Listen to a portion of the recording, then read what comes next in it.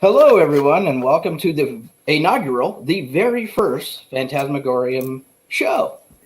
Numero uno. Numero uno, with your hosts, Steve Foley and Scott Richardson. Hey, Scott. Ahoy, how are you, sir? So this is our maiden voyage. It is. We're christening it. The USS Fantasmagorium. Ahead warp factor 1. We have a Facebook group of a bunch of friends that just talk about all the stuff we love. Nerdy stuff, music, movies, TV shows, what have you. Podcasts, whatever the case may be. Audio-visual cornucopias. Absolutely. And we thought, you know what, this would be cool to just get on, maybe a couple times a week, maybe every day, and kind of talk about the topics of the day, what we basically post in our group, which is usually just news articles that kind of tickle our fancy. And so I talked to Scott, and he was like, yeah, I'm down to do it. So here we are. Well, and the group's been going for a couple of weeks now, and it's been really interesting. I know Steve posts on there the more relevant news of the day. I sort of goof off and post movie mashups and music videos and things that are just fun to tap your toes to and kind of tickle your nostalgic fancies. Yeah, absolutely.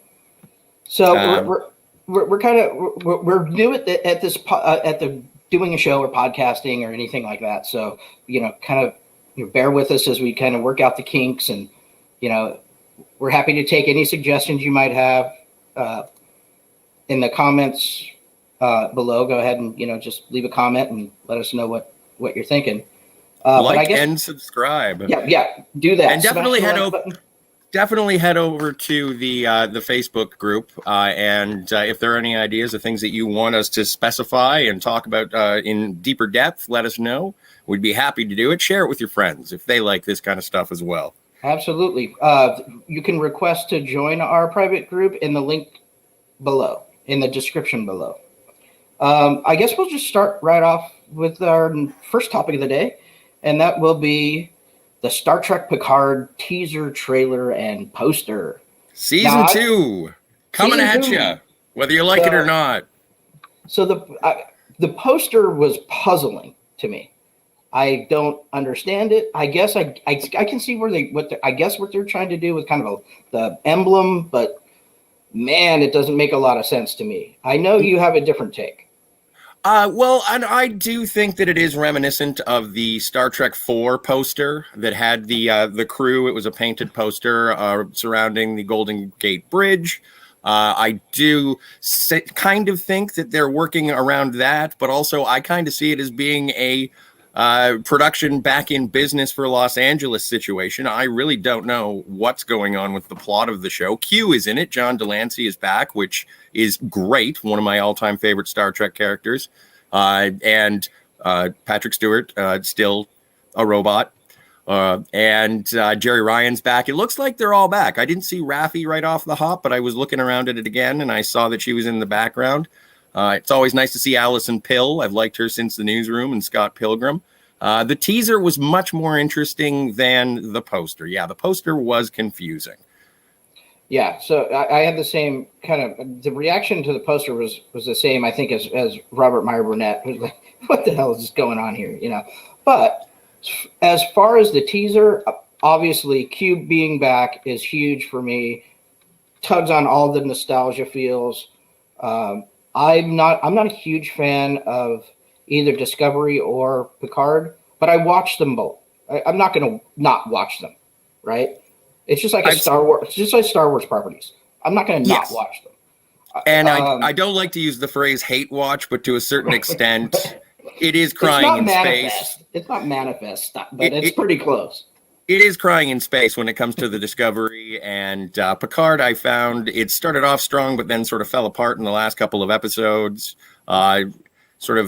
And also, well, I could go off about the season finale of Picard for days, just about the copy and paste Armada fleets that they had, and I thought it was kind of disappointing.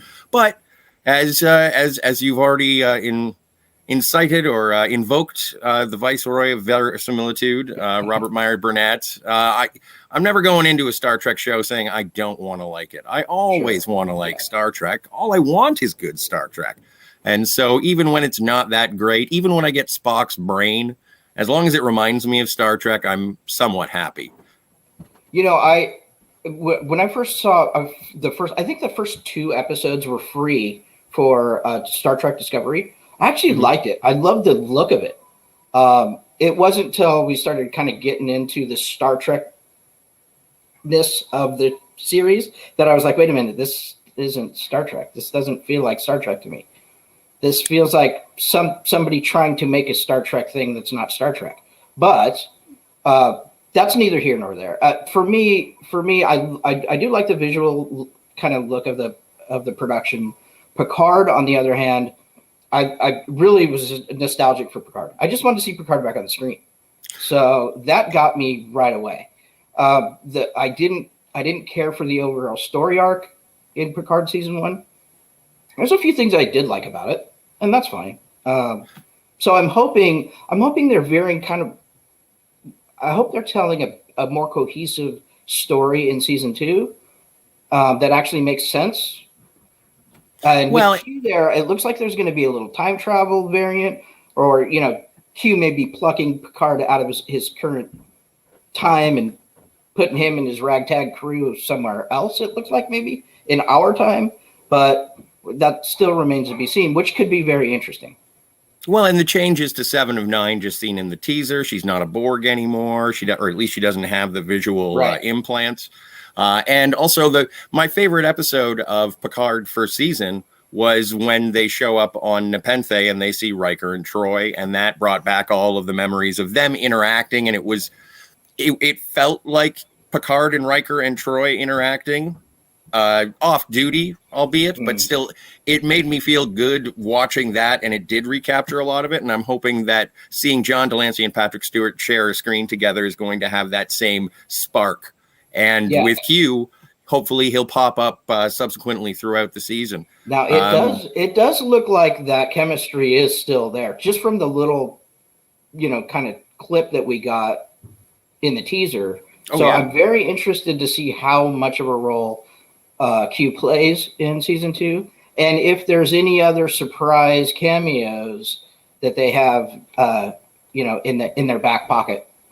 Well, and also, I don't know how deep into production they are. I know that they had a couple of problems with the virus of unknown international origin, and so with all of that, I don't know if they could possibly inject something. Because again, I know that with the Nepenthe episode, that was sort of a Jonathan Frakes last minute, we need something that feels like Next Generation. And so that did inject it. There have been rumors of LeVar Burton, possibly Michael Dorn, but everyone's a little tight-lipped. Although there was I think that there was an interview that John Delancey did, and he said that he was interacting with Brent Spiner and Patrick Stewart a few weeks back. And so Data could be back. We don't know. It's all rampant speculation. One can only hope. Well, regardless, I don't know if I'm looking forward to it, right? So I'm not, bated breath about this show. And it is a 2022 show, if I'm not mistaken. Yes. So it's kind of early to even be getting teasers, but that's fine. Well, we're probably about 7 months out, because I think when Picard season 1 premiered, that's premiered at the end of January in 2019. Oh, okay, so if they're going to do the same thing, that'd be great. Then we'll, for those Picard fans, they'll have it at the beginning of the year, not have to wait too long. Well, exactly. And I don't know how many episodes, probably based on season 1, it'll probably be 10 to 12. But I am looking forward to it. As I said, I just want it to be good. And if I don't like it, I'll let you know next year. Right. I'm sure we'll do some recaps on this show, about. There are going to be people who will not be able to escape me talking about it, whether they like it or not. And that goes with all the other things that are coming out. I don't know if we have any teasers for. We don't have any teasers for Prodigy. I don't know. I don't think there's been one for season 2 for Lower Decks. I could be wrong. And Discovery should be the first show that we're getting. So we are blessed after a drought of no Star Trek. What happened to the Pike show, the Captain Pike show? That is still going on. That's actually filming in Toronto. We've had I'm outside of that locale, and there have been production issues just again with the current state of the world, and so they had some stutter stops and false starts. But apparently, production is back going on, and yeah, that should still be coming. We shall see. I'm looking forward to that as being more episodic and not as arc based, not as serialized. But we will see, and I'd like to see that crew interact with each other and not necessarily be hampered by Discovery. Yeah, I'm very interested in that. Hopefully, that will be good. Like you said earlier, I want it all to be good. Mm-hmm. You know, whether we get that or not is a different question altogether. Yes, I'm going to be positively frustrated or negatively angry. Right, I agree. Second topic on our list today is Zack Snyder's Army of the Dead top streaming chart for debut weekend. So, is that more of a situation where I didn't hear a whole heck of a lot of positive reviews on Army of the Dead, but that is sort of with Zack Snyder being hot off the release of the Zack Snyder Justice League. Right. Was that more curiosity based on that? Was it interest in what's his name? You know, the guy. In Dave Bautista? That's the man. Yes. I think it's a little bit of everything, right? But it's definitely it got a Snyder cut bounce. Mm-hmm. Absolutely. And I think everybody, you know, it looked, I think for most people, the trailers and stuff, like, okay, this is going to be another Zack Snyder zombie movie. Awesome. And we're all in. And then I think people watched it and, you know, where you come down, you know, good, bad, or indifferent, that kind of went out from there. So the good, bad, or indifferent aren't indicative of the debut numbers. It's just how many households actually watched a certain portion of the show. And I think it's like 2 minutes. So if you watch the show for 2 minutes, you're considered, you know, you watch you're a viewer. Yeah. Eyes on screens kind of thing. I have not seen it. I was a big fan of Zack Snyder's Dawn of the Dead. I think that would still qualify as being my favorite Zack Snyder movie. But when the reviews started coming in, I'm a really big fan of the cast. I like Garrett Dillahunt, Tig Notaro. I know I forgot Dave Bautista's name, but I do like Dave Bautista. I just heard that it was overwhelmingly Zack Snyder-y. It is. So I saw the film. There's parts of it that are good. My overall score would be low. I didn't think it was a great movie. There's a lot of stupid shit that happens in the movie. Although, you know, it's pointed out it's a zombie flick. There's stupid shit happens. But I mean, like, really stupid things that just you should know better. Well, right? And you should kind of know better. And I heard about like directorial choices that were sort of like, now cut. Now cut to the next scene. Okay, right. Cut now. And it just kept going and going and going. And it was to showcase some of the more gruesome aspects. There are some scenes that are overly long for no apparent reason other than to be overly long and look at me. But that's kind of Zack Snyder's thing, so I don't fault him too much for that. I think that the movie would have benefited from him not shooting it. So if he had hired a DP, I think that the movie would have been a little better. No, I'm not 100% on this, but did you and Phil talk about it over on? We didn't get a chance to review it, so this is kind of my first time actually reviewing it. So what did you think? What did you think of it? But I thought, like I said, I didn't. Overall, it's a thumbs down for me, right? Okay. I don't like to put numbers, but I will. I give it like a 6. Okay. 5.5 or 6. It's right in there for me. It's watchable movie. It's not garbage. It's just there's some stupid things that happen. We'll put that on the back of the VHS. Not right? Garbage. It's not garbage. Yeah. So it's not garbage, but it's a Zack Snyder film. People are going to love it. People are going to hate it. People are going to say, yeah, it was a fun time popcorn movie, right? Mm-hmm. So well, and there's been talk of a whole I'm sorry to kind of step No, on go you ahead. here. Go ahead, please. He's absolutely, I think, one of the, if not the greatest visual storyteller working today. So there's that. It's always going to be pretty to look at, his films. Oh, so is it better than Sucker Punch or worse than Sucker Punch? Well, I'm a Sucker Punch fan, so I'm not the right person to ask. You're the perfect person to ask. In your opinion, is it better or worse? I'm in the minority, I think, of general moviegoers. I think most people did not like the movie, but I did. I thought it was good. First time I saw it, I hated its guts. Second time I saw it, I kind of figured out where it was going, and I was okay with it. But I know that there are some people who passionately loathe it. I appreciate it despite its flaws. Yeah. And also, if John Hamm shows up, I'm just happy when John Hamm shows up. Absolutely. We should add a segment. We should just talk about have the John Hamm segment whenever he's available. Have a little graphic pop up every now and then. Hey. It's ham time. That's it. Yeah, right. Oh, hammer time. Hammer time. It. There we are. So yeah, and then there's there's supposed to be like a media universe surrounding. So that's where things kind of got shaky for me, because obviously he sets up this universe in the movie, and you can see kind of where he might be taking it for the animated and live action TV shows.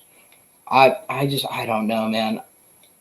For me, it's going to take something extraordinary to get me to come on board with those things. Well, okay, so here's my vision for Zack Snyder's Army of the Dead expanded universe. I want like a top-down, old-school, like Super Nintendo game where you like kind of like Smash TV, where you just go and you run into rooms throughout Vegas and spin around and shoot things. If they can release that on like PlayStation Store or the Microsoft Store, and if it's good, then maybe I'll get invested. But as of right now, I haven't even seen the movie. Let's figure it. I'll figure it out once we get there. You should probably check out the movie. It's worth a watch.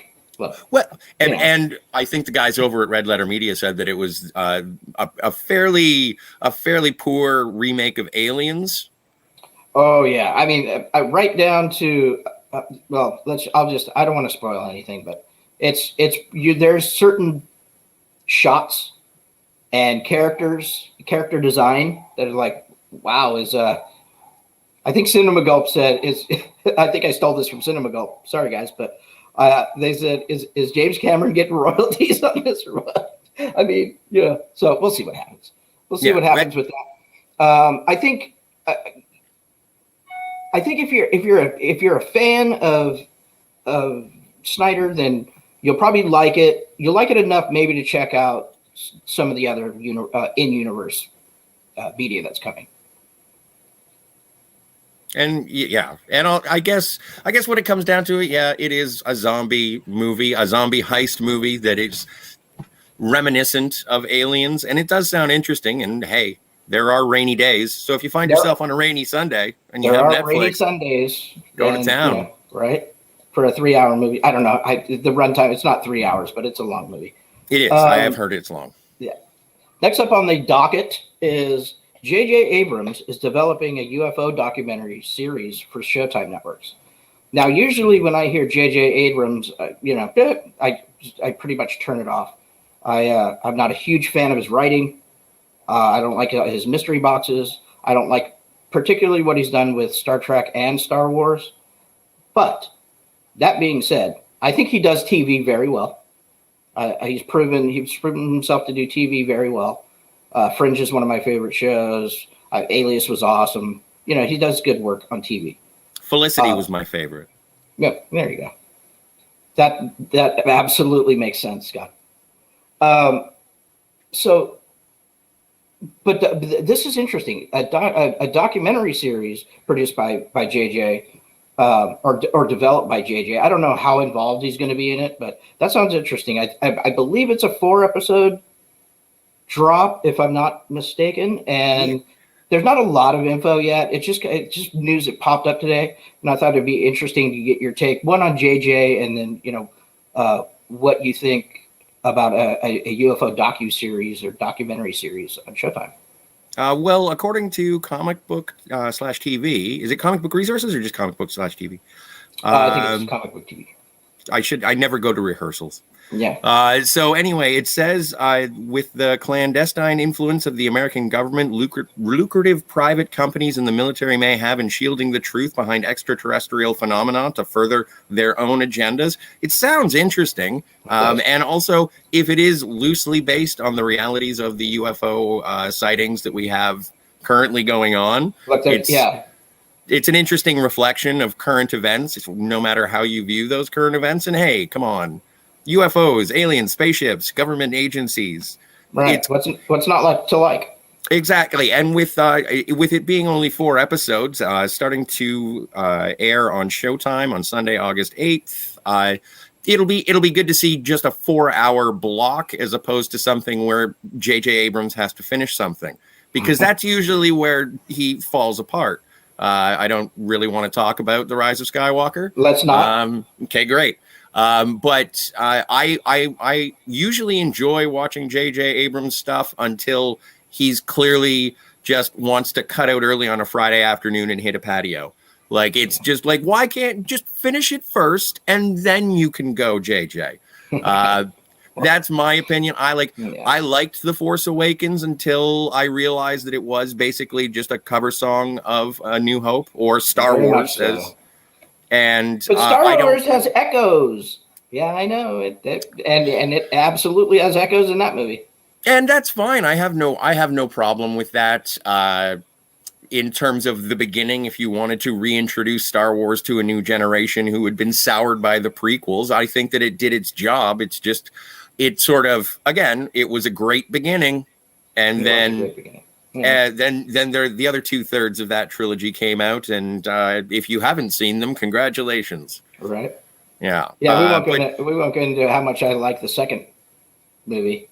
Well, the second one compared to the other two.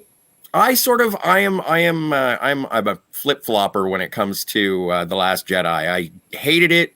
I loathed it. I kind of like it. I begrudgingly respect it. I don't like it. Like, I'm both sides of the tennis net when it comes to it. I don't have the burning feelings that I had for it before, and I certainly don't have burning feelings for it now. It was good to see Mark Hamill as Luke Skywalker, at least a close approximation. But the big one, like for me in terms of JJ, I don't like Super 8 at all. And I have no problems with the first Star Trek, like Star Trek 09, I'm fine with, but I do not like Into Darkness at all. I don't like that either. So, with his producing efforts, I don't really hold him to account as the producer. It's more the writer and the director that I hold in higher regard, although JJ does bear some responsibility in everything he touches, unfortunately. Yeah. I agree. But, neither here nor there, I guess. We'll see how that docuseries does, and I'm intrigued. Yeah. Oh, yeah. Color me intrigued. Aliens and government organizations are my jam. I like it. Even if it's kind of, well, it's not, it's a docuseries, so it's not going to be Men in Black, but hey, just make sure that there's a little bit of levity. Don't make it all downer and shade. Yeah, right. Yeah, we'll see if it's like a reenacted or if it's just footage. But either way, I think it'll be interesting to see. Oh, it will be interesting to see. Now, before we move on to the next piece of business that we got here, I did want to say, sad news. WKRP in Cincinnati's Frank Bonner passed away. Yep. I was a huge fan of WKRP as a kid. I still want to get the box set after being tangled in legal disputes over the soundtrack of a radio station from the 70s. Who knew? I want that to be part of my collection. I love that show. The opening theme and the closing credits are two of my favorite songs from television of all time. And Frank Bonner, you have impressed upon the entertainment industry. Thank you so much for your service, sir. I will see you in the next life. Yes, absolutely good eulogy, as it were, Scott. Thank you for that. I actually I think my favorite episode is still the turkey drop episode. Oh, for the love of God, I swore that I thought that turkeys could fly. It is, yeah. It is great.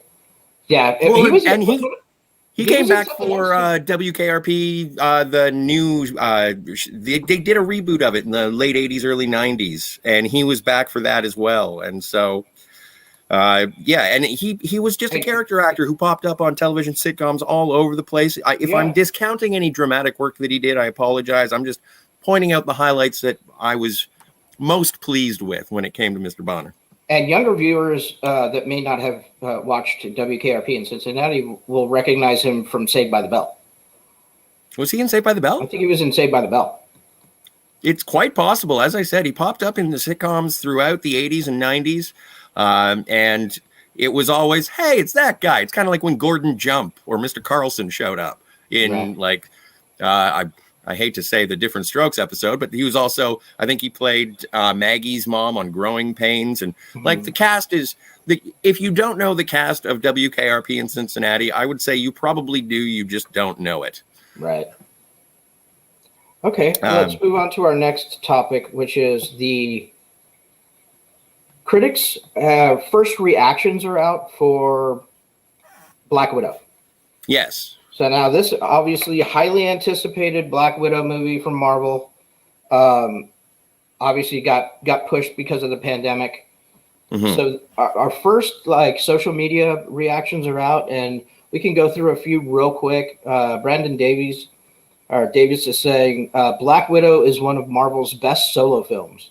Start to finish, the movie is great. Excellent surprises, emotional character moments, badass action, and Scarlett Johansson finally gets to pour everything into the role.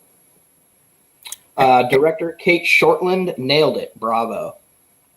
And I hope that's true. I'm looking forward to seeing ScarJo as Black Widow pre-snap. Like spoilers for Endgame, it doesn't go well for her. But Right. I am looking forward to seeing it, and I thought she was great. But I am also looking forward to having a little bit of classic Black Widow as opposed to sad Black Widow. I hope it is. I hope it is good, and this isn't just hype train. But again, with everything lately, I'm a little cautious. I'm gonna hold it a little. But I do hope that everyone is impressed and feels that it's heartfelt. Speaking of impressive and heartfelt, Alicia Grasso says Black Widow shows exactly why Natasha Romanoff was the glue that held the Avengers together. Shades of John Wick fight scenes and inventive action sequences wrapped in a heartfelt and poignant story about family and how the world treats girls. Excited to see Yelena carry the torch. Yeah, that's very interesting. That's a good one. Megan DeMore says, this took me by surprise, but Black Widow managed to make me cry. Not a big crier in general, she says. I think the only other Marvel moment that got me was Tony Stark's death. I won't reveal what happens, but one Black Widow scene really opened the floodgates for me. Bring tissues, she says. Huh. And she goes on to say, cast is great at building fun, larger-than-life characters, but Florence Pugh and Yelena Belova, I think it is an absolute standout. Marvel fans will adore her. I walked away from the movie excited about her future involvement in the MCU. She'll be an instant fan favorite. Yeah, Florence Pugh is amazing. And if you haven't seen Fighting with My Family, it's an amazing film that nobody really watched. And so I suggest everybody, to everybody, see Fighting with My Family as soon as you can. Where can you get it? I think you can get it on most of the streaming services now. You can obviously rent it probably for $2 or $3, but yeah, okay. I think it may be on Amazon Prime and maybe Netflix. You'll have to check. I wrote it down. Jenna Bush says. Jenna Bush, yeah, Jenna Bush said, "I loved Black Widow, and it made me." And it makes I loved Black Widow, and it makes me angry. ScarJo deserved this film long ago. I loved everyone in it, but it bothers me so much that Marvel waited so long. ScarJo was amazing as always. Florence Pugh, I've loved in everything I've seen her in, and continue to do so. That was 1 of 2, but it doesn't look like she goes on to a 2. We didn't get 2 of 2. No. Oh no. She liked it. Jenna Bush liked it. Good for Jenna. It's good for Jenna. But also, I do understand why people are upset that it was like, why did they make the Black Widow movie now. I do understand it, but it's sort of, no matter what your feelings on Captain Marvel, having a film that takes place in the 90s, but was obviously released before Endgame, so in 2017, I'm fine with that shuffling of the chronology, and so you can slide it in there, and as long as it fits with the rest of the narrative, well, and good. I think there's a point. John Campion makes this point, and it's a good point, that Black Widow and Hawkeye, not being super powered, they're just regular human beings with extraordinary abilities. It's hard to craft a whole movie around those characters. I think if you're Marvel, you could obviously they did it, but I think if they would have tried it early on, it may have been a misfire. I think we kind of had to earn it with Natasha, and we absolutely did. Maybe it could have come a few years earlier, but I think maybe it works. I think it works where it is. We'll have to see. I haven't seen the movie, but of course, and I'm not really. I don't mind that it's kind of out of order with the chronology. I don't have to see everything in a row. No, but I think that there is added tension of watching a movie and not knowing where the character is going to end up. Perhaps a little solo-itis. And it's like, well, I know what happens to that individual. But I suppose it's not the destination, it's the journey. And again, if you get more Black Widow, I can't shake a stick at that. Yeah, I agree. Geek Vibes Nation says Black Widow is a great action spy thriller with some unexpected surprises. The film is raw and emotional. Florence and Scarlett thrive together on screen, while David Harbour is a scene stealer. Scarlett goes out on top, and in what might be her final outing as a titular character. I'm glad that someone finally shouted out David Harbour. I was wondering if he was in this movie. Right. But I've liked David Harbour. I was never much of a Stranger Things fan, but I've liked him when he shows up. Like when he pops up in Quantum of Solace, I'm happy. He was probably, for his brief blink and you'll miss it role in Suicide Squad. Yes, that was my favorite role in Suicide Squad. And he's fantastic. And I am looking forward to him being Crimson Dynamo or Alexei. Alexei Romanov. I can't remember the character's name. Sorry. Fair. No, I could be completely wrong. There goes my geek card. And even seeing what the Taskmaster is going to be like to finally get an on-screen Taskmaster is interesting. And also you're going to have echoes of the rest of the Avengers based on their powers. Sure. Perry Nemiroff kind of touches on, I think, what you were talking about earlier. So Doug Black Widow, a great deal. Was kind of worried about watching this story unfold, knowing what's to come in Endgame, that it might diminish the stakes, but that wasn't the case. Okay, in cool. fact, this is a kind of prequel story that feels bound to enhance other installments of the MCU. I do love it when that happens, when you can watch a flick and it actually retroactively makes everything a little, more interesting or better. Yeah. So like even watching, I remember not being completely and totally jazzed about Iron Man 2, and then as the MCU progressed and things were called back, heck, even in Endgame when they call back to Thor: The Dark World, it's like, well, thank you for making sort of the black sheep of the family feel more included. You can come and sit at the table. Yeah. Sure. Yeah. I like Perry, and Perry's usually on the mark, so that's a good sign. Good. Kind of alleviate any fears that it kind of diminishes the stakes because we know where her character ends up. But I'm glad that that's not the case. Yeah. And so it seems that like Roller Coaster, very popular situation. Hard-hitting. Brett White says that Black Widow is a hard-hitting romp with thrilling action sequence, including a fantastic car chase and the kind of vibrant performances that makes the MCU such a special place to visit. It left me wanting to campaign for another Black Widow movie. So some things will never change. Awesome. Well, yeah. I mean, it's good. Look, you can't have a spy thriller without a good car chase. Oh yeah. Right?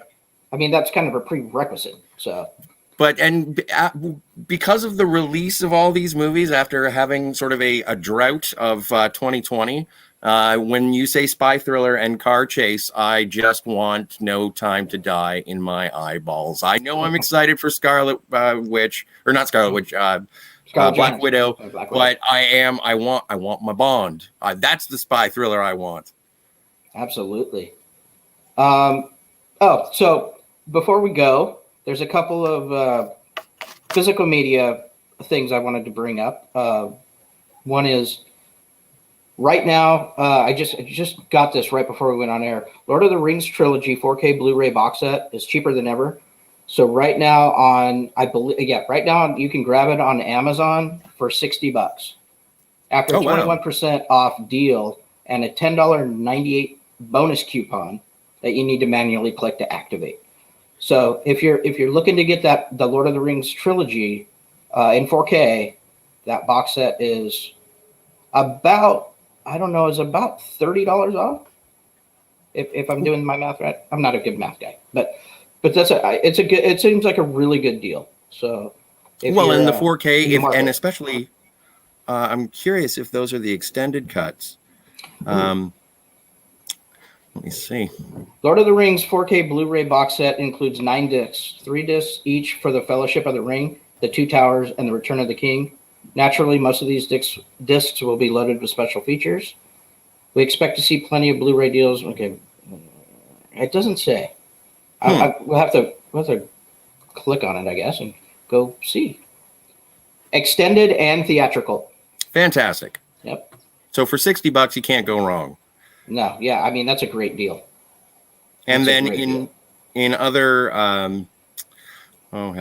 in other physical media, we got the Columbia Classics 4K Collection Volume 2. Now, I wasn't even familiar with Volume 1, but based on this, I'm going to have to go back and check that out. Anatomy of a Murder with Atmos sound. Oliver, the 19, with Atmos. Taxi Driver, or as I like to call it, the prequel to Joker. Right. Ooh, Stripes. Perfect. Effing A. Sense and Sensibility, Social Network. Those are solid movies. Yeah. No, those are fantastic. Each will also include new special features plus legacy material. And if you haven't seen the box set, it looks really cool. It's got that, big Columbia box set. So I was unfamiliar with the first one too. So I will go back and check that out and see what movies are on there. And maybe we'll bring that to you in a future episode of Fantasmagorium. Oh, definitely. Absolutely. But those are good movies. I like when they we get these box sets that have kind of curated really good movies from these studios. What do you think? Oh, just to be able to bring the legacies of the studios to the forefront. Again, this is surprising to me just because I haven't thought about Oliver in such a long time. Right. I grew up on that flick and watched it probably more than I should have as a kid. But that's fantastic. Stripes, if they remastered Stripes into 4K, I need that. I want that. Right. Yeah, me too. I mean, I love that movie. And then even with just to be able to have the prestige pictures as well, like Taxi Driver, Sense and Sensibility, those not that Taxi Driver is a period piece, but just a 4K representation of the 70s, and then a costume drama with Sense and Sensibilities. It's nice that they have a full wide variety from the studio. And then topping that off with the Social Network, which is just a fabulous film. Yes, absolutely. It's so Finchy. But I'm glad that you brought the physical media stuff to my attention. I'm a huge fan of that stuff. I like having the library with the age of tinkering and rebranding and adding parental guidance warnings at the beginning. I like having the actual film and having the original vision. Heck, I even have the non-anamorphic original Star Wars trilogy on DVD. Now, it's not the best, but I'm glad I have it and have access to it. Absolutely. Mm-hmm. Yeah, I'm not a huge collector of 4K. Not getting into the 4K. I do have a collection of DVDs though that I'm proud of. The collection I have. So I kind of keep my eye on that, and we'll keep doing that on future shows, we'll, if we find cool deals, we'll bring them to you. And, maybe if, these different releases, we'll let you know, what's coming out and, when to look forward to them. Now, this is actually coming out, if I'm not mistaken, 9/14. September 14th. September 14th. So you have a little ways to go. You can probably pre-order it right now, I would say. More than likely. Yeah. Anyway, so that's kind of what we got going today. Anything else that you'd like to talk about before we wrap things up? No, I don't think so. I just wanted to, if you guys are interested in other channels and you want to check out other perspectives, yeah, Steve, you do another show, and there's going to be a review of Loki coming up. Yeah, absolutely. So the Black Phillip Alvarez and Steve show, we're going to do a review of Loki episode 2. It'll be a discussion. Scott will be on that show. Also, Ben from Cinema Gulp, and we'll do our kind of review. We're going to do that weekly, so I'm hoping that everybody comes and hangs out with us, and asks us questions, and we'll answer them to the best of our ability. So that we got that show, and then I think because I'm having so much fun, why don't we do this show tomorrow too? Before let's get estimates. Let's get estimates. I just got to check my calendar because my dance card. Oh my stars! I have a dog that I have to take care of and other things I'm having a blast. I do want to do this again and semi-regularly. I don't know if I'll be able to do it tomorrow, but maybe we'll pick it up on Monday. Maybe we'll pick it up on Monday, and or who knows? Maybe we'll just surprise everyone and do it. We'll do it. Who knows? It'll be like Q from Picard season 2. We'll just snap our fingers and arrive, and everyone will be happy. We'll keep it loose and fluid, as they say. Yes, sir. So until next time, for Scott Richardson, I am Steve Foley, and have a great day, everybody.